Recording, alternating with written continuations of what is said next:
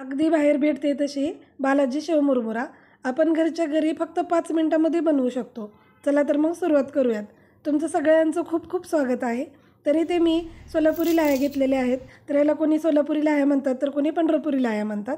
तर त्या साफ करून घ्यायच्या आणि आता इथे 9 ते 10 मी लसणाच्या पाकळ्या घेतलेल्या आहेत।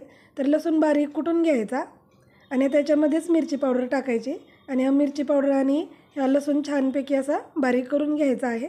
तर लसूण आणि मिरची पावडर एकत्र वाटल्यामुळं ते लसणाचा फ्लेवर मिरचीला लागतो आणि त्याची चव खूप छान येते। तर आता आपण कढईमध्ये इथे 2 चमचे तेल घ्यायचं आणि आता हा मसाला तेलामध्ये टाकून घ्यायचा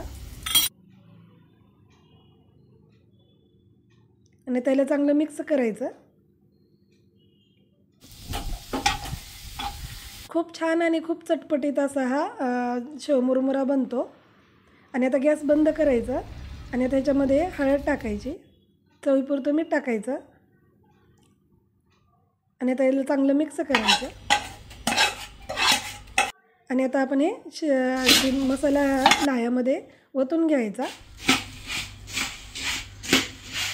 आणि त्याला चांगलं मिक्स करायचं। जर उलटण्यानं चांगलं मिक्स होत नसेल तर हाताने चोळून आपला हा मसाला पूर्ण लाह्याला लावून घ्यायचा।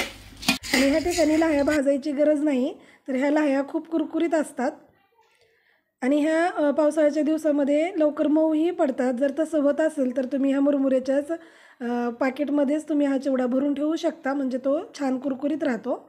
आणि त्याच्यामध्ये मी चाट मसाला टाकलेला आहे आणि आपली रेडीमेड लसूणी शेव मी बारीक शेव ह्याच्यामध्ये टाकलेली आहे।